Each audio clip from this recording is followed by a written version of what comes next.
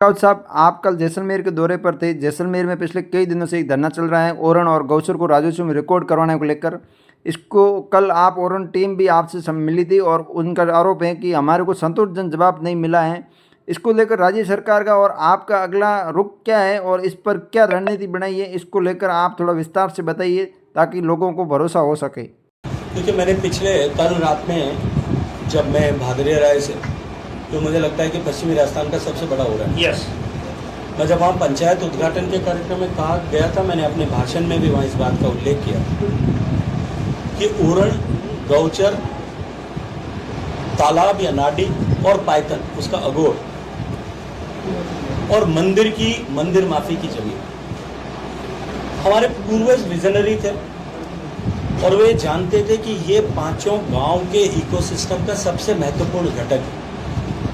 मंदिर हमारे स्वायत्त बने रहे, इंडिपेंडेंट बने रहे, किसी पर उनकी डिपेंडेंस न हो, इसको लेकर के हमारे पूर्वजों ने, हमारे शासकों ने आज़ादी से पहले जिन लोगों के हाथ में शासन व्यवस्था थी, उन्होंने मंदिरों को मंदिर माफी की जमीन दी थी। तालाब जो हमको जल देते हैं, जो हमारे जीवन का आधार है, वो निर्बाध रूप से भरे रहे, उसको लेकर के उनके अगोरों को चिन्हित किया था, उसके लिए जमीन डेडिकेट की। हमारा गौधन चर्चा के, उसके लिए गौचर की व्यवस्था की थी, उसके लिए जमीन छोड़ी थी। जलाने की लकड़ी मिले, उसके लिए सूखी लकड़ी एकत्रित करने के लिए ओरन की व्यवस्था की। इसको लेकर के गांव सेल्फ रेजिलिएंट बने रहे, आत्मनिर्भर बने रहे, इसको लेकर के इस तरह के विधान किए गए। और अगर किसी व्यक्ति को ओरन और ओरन की महत्ता और इकोसिस्टम में उसका प्रभाव है वो अध्ययन करना हो, तो मैंने कल कहा था कि उससे बेहतर जगह जो है, भादरिया राय से बेहतर जगह कोई नहीं हो सकती। लेकिन कालांतर में हमारे ऋषियों मनीषियों ने एक विधान किया था हमारी समाज व्यवस्था में कि जो कुछ देता है उसको हमने देवता माना। माँ बाप हमें जन्म देते हैं, हमने उनको देवी के रूप में, देवता के रूप में पूजा, माँ को सर्वोच्च स्थान दिया। गुरु हमें ज्ञान देते हैं, हमने उसको देव के रूप में पूजा, हमने उसको सर्वोच्च स्थान दिया।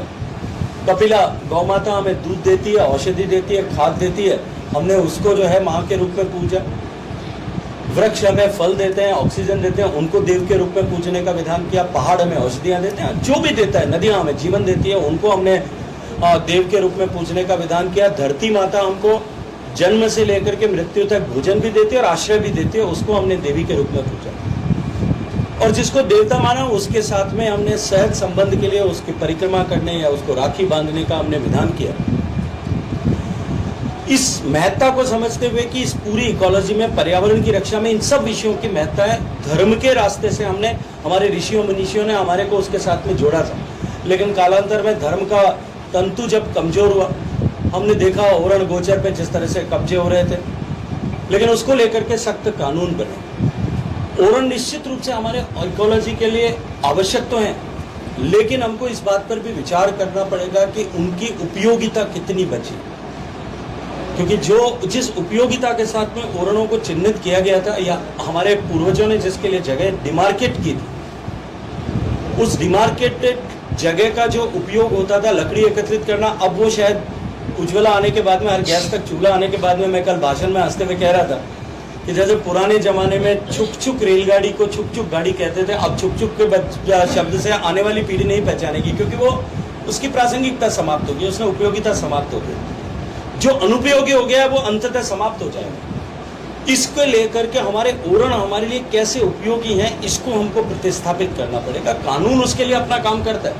हर देश की कानून व्यवस्था में ऐसे ओरन जो डीम्ड फॉरेस्ट है, या जो गौचर होगा, जो तालाब की जमीन होगी, उसके संरक्षण सुप्रीम कोर्ट के आदेश से, देश के कानून से होता है।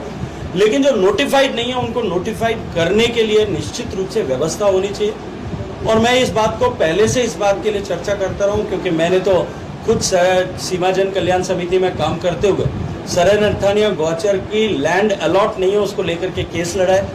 लेकिन उसको उपयोगी बनाने के लिए जो आवश्यक है, आपने अभी चर्चा की, मैं इस क्षेत्र में जब काम करता था, हमने समाज से धनराशि एकत्रित करके उसकी फेंसिंग की। हमने खुद घूम करके, मैंने आदरणीय अरुणकांत जी के साथ में उस समय घूम करके, दिलीप जी और ये सब लोग उस समय हमारे सहयोगी साथी हुआ करते थे, माननीय अंबालाल जी जोशी जी बाड़मेर की धरती से हमारे मार्गदर्शक हुआ करते थे। सुंदरा से लेकर के म्याजलार से लेकर के इस पूरे क्षेत्र से एक निशान ट्रक को लेकर के खुद चला करके सेवन का बीज इकट्ठा करके सरन यथानिया गौचर में लगाया। मैं आपसे भी कहूंगा कि कभी उस रोड पर जाने का, कोलायत से के मार्ग पर जाने का अवसर मिले, इस मौसम में जाकर के देखना चाहिए। गाय खड़ी होगी दिखाई नहीं देगी। गौवंश के चरने के लिए उनकी उपयोगिता है, महत्ता है, निश्चित रूप से मानना चाहिए और उसको एक लेजिटिमेट वे से उनका संरक्षण हो, इसके लिए हम सबको मिलकर के प्रयास करना चाहिए। और आने वाले समय में निश्चित रूप से इसको लेकर के जो जागृति बनी है उसको लेकर के इस व्यवस्था को और ठीक होगा। क्या